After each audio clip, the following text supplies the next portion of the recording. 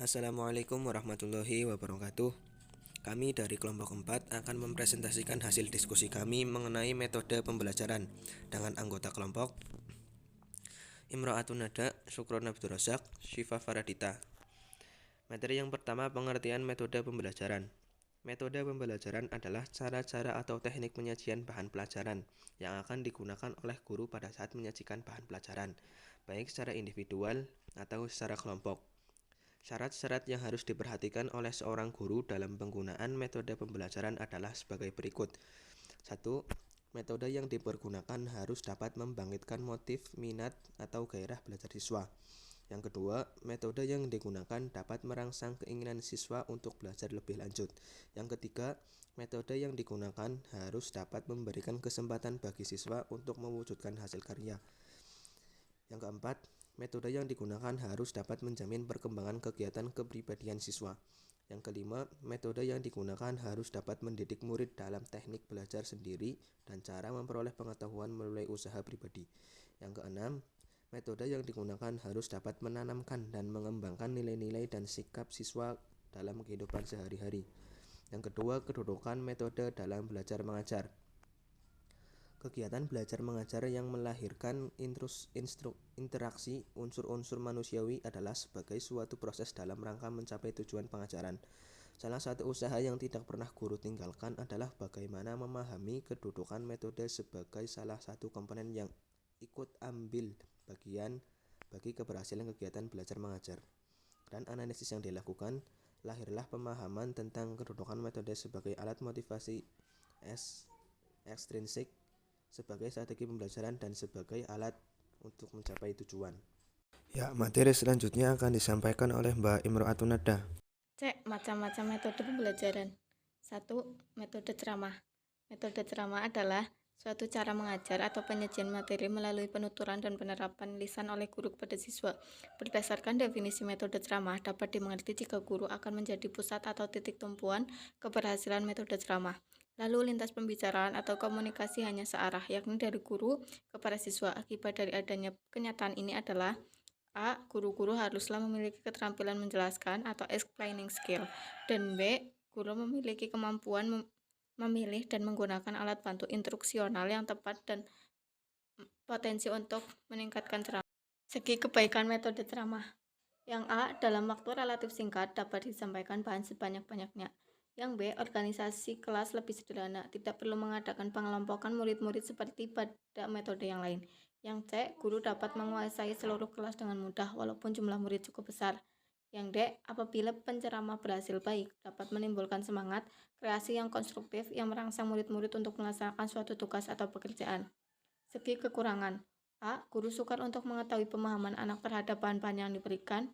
Yang B. Kadang-kadang guru sangat mengejar disampaikannya banyak-banyaknya sehingga hanya bersifat pemampaan. Yang C. Pendengar cenderung menjadi pasif dan ada kemungkinan malahan kurang tepat dalam mengambil kesimpulan sebab guru menyampaikan bahan-bahan tersebut dengan lisan. Yang D. Apabila penceramah tidak memperhatikan segi-segi psikologis dan didaktis dari anak didik, ceramah dapat bersifat melantur-lantur dan membosankan. Sebaliknya, guru dapat terlalu berlebih-lebihan berusaha membangkitkan minat siswa. Yang kedua, metode diskusi. A. Pengertian metode diskusi. Diskusi adalah suatu kegiatan kelompok untuk memecahkan suatu masalah dengan maksud untuk mendapat pengertian bersama yang lebih jelas dan lebih teliti tentang sesuatu atau untuk merampungkan keputusan bersama. Judge dan Berliner tahun 1984 pada buku halaman 486 mengemukakan bahwa metode diskusi sungguh-sungguh terbuka atau bervariasi pengertiannya. Ini merupakan suatu indikasi betapa sulitnya mendefinisikan metode diskusi secara tepat. Kirchlab dan Martin tahun 1975 pada buku halaman 15 mengutarakan bahwa metode diskusi merupakan suatu kegiatan di mana sejumlah orang membicarakan secara bersama-sama melalui tukar pendapat tentang suatu topik atau masalah, atau untuk mencari jawaban dari suatu masalah berdasarkan semua fakta memungkinkan untuk itu. Yang B. Tujuan pemakaian metode diskusi. Secara terperinci, tujuan pemakaian metode diskusi adalah 1. Mengembangkan keterampilan bertanya, berkomunikasi, menafsirkan, dan menyimpulkan pada diri siswa. Yang kedua, mengembangkan sikap positif terhadap sekolah, para guru, dan bidang studi yang dipelajari. Yang ketiga, mengembangkan kemampuan memecahkan masalah dan konsep diri, self-concept yang lebih positif. Yang keempat, meningkatkan keberhasilan siswa dalam menemukan pendapat. Yang kelima, mengembangkan siswa terhadap isu-isu kontroversial. C. Kelebihan dan kekurangan metode diskusi. Yang pertama, kelebihan metode diskusi. Ada beberapa kelebihan metode diskusi manakala diterapkan kegiatan belajar mengajar. Yang A. Metode diskusi data merangsang siswa untuk lebih kreatif, khususnya dalam memberikan gagasan dan ide-ide. Yang B. Dapat melatih untuk membiasakan diri bertukar pikiran dalam mengatasi setiap permasalahan. Yang C. Dapat melatih siswa untuk dapat mengemukakan pendapat atau gagasan secara verbal. Di samping itu, diskusi juga bisa melatih siswa untuk menghargai pendapat orang lain. Yang kedua, kelemahan metode diskusi. Selain beberapa kelebihan, diskusi juga memiliki beberapa kelemahan, diantaranya A. Sering terjadi pembicaraan dalam diskusi dikuasai oleh 2 atau 3 orang siswa yang memiliki keterampilan berbicara. Yang B. Kadang-kadang pembahasan dalam diskusi meluas sehingga kesimpulan menjadi kabur, memerlukan waktu yang cukup panjang yang kadang-kadang tidak sesuai dengan yang direncanakan. Yang C. Dalam diskusi sering terjadi perbedaan pendapat yang bersifat emosional yang tidak terkontrol. Akibatnya kadang-kadang ada pihak yang merasa tersinggung sehingga dapat mengganggu iklim pembelajaran. Ya, untuk selanjutnya akan dijelaskan oleh Syifa Faradita. Yang ketiga yaitu ada metode kekelompokan. A. Pengertian metode kelompok.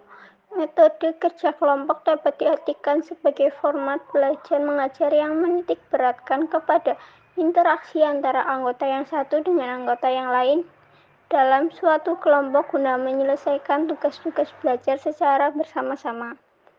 B. Tujuan pemakaian metode kelompok. Metode kerja kelompok digunakan dalam proses belajar mengajar dengan tujuan yang pertama, memupuk kemauan dan kemampuan kerjasama di antara para siswa. Yang kedua, meningkatkan keterlibatan sosio-emosional dan intelektual para siswa dalam proses belajar mengajar yang diselenggarakan. Dan yang ketiga, meningkatkan perhatian terhadap proses dan hasil dari proses belajar mengajar secara berimbang. Yang C. Kelebihan dan kekurangan metode kelompok. Yang pertama yaitu segi kelebihannya. A. Ditinjau dari segi pendidikan, kegiatan kelompok murid-murid akan meningkatkan kualitas kepribadian seperti kerjasama, toleransi, kritis, disiplin, dan sebagainya. B. Ditinjau dari segi ilmu jiwa, akan timbul persaingan yang posesif karena anak-anak lebih giat bekerja dalam kelompok masing-masing. C. Ditinjau dari segi didaktik, bahwa anak-anak yang pandai dalam kelompoknya dapat membantu teman-temannya yang kurang pandai, terutama dalam rangka memenangkan kompetisi antar kelompok. Yang kedua yaitu segi kekurangannya. A. Metode kelompok memerlukan persiapan-persiapan yang agak rumit apabila dibandingkan dengan metode yang lain, misalnya metode ceramah. B. Apabila persaingan yang negatif, hasil pekerjaannya akan lebih memburuk. C. Bagi anak-anak yang malas, ada kesempatan untuk tetap pasif dalam kelompok itu dan kemungkinan besar akan mempengaruhi kelompok itu sehingga usaha kelompok itu akan gagal. D. Jenis-jenis pengelompokan. 1. Pengelompokan didasarkan atas ketersediaan fasilitas. Suatu pengelompokan yang dilakukan karena fasilitas belajar yang tersedia tidak sebanding dengan jumlah yang membutuhkan. Untuk kepentingan praktis, kelompok dibagi berdasarkan jumlah fasilitas yang tersedia. Yang kedua, pengelompokan atas dasar perbedaan individual dalam minat belajar. Pengelompokan ini dilaksanakan apabila untuk kepentingan perkembangan setiap siswa dianggap perlu untuk lebih banyak memberikan kesempatan mengembangkan minat masing-masing. Ketiga, pengelompokan didasarkan atas perbedaan individual dalam kemampuan belajar. Yang pelaporan hasil kerja kelompok. Sedangkan semua kelompok menyelesaikan tugasnya, maka mereka berkewajiban untuk melaporkan hasil kerja mereka. Laporan hasil kerja kelompok dapat dilakukan secara lisan ataupun tertulis. F. Penilaian pemakaian metode kerja kelompok. Berdasarkan hasil kerja kelompok serta pelaksanaan penyelesaian hasil kerja kelompok serta penyelesaian tugas atau proses kelompok, guru melakukan penilaian keberhasilan pemakaian metode kelompok. 4. Ada metode campuran atau electric method, dapat diartikan campuran, kombinasi, atau gado-gado dalam bahasa Indonesia. Metode pilihan. Metode elektrik yaitu cara menyajikan bahan pelajaran di depan kelas dengan melalui macam-macam kombinasi beberapa metode. Misalnya, metode ceramah dengan metode diskusi. Bahkan dengan metode demonstrasi sekaligus dipakai atau diterapkan dalam suatu kondisi pengajaran. Oleh karena itu, metode campuran dari unsur-unsur yang terdapat dalam metode-metode dalam praktiknya. Metode campuran ini dapat diterapkan seorang guru dalam suatu situasi pengajaran di depan kelas dengan persiapan yang baik dan sungguh-sungguh dalam mempraktikkan metode ini. Ya, sekian presentasi dari kelompok kami. Kurang lebihnya mohon maaf.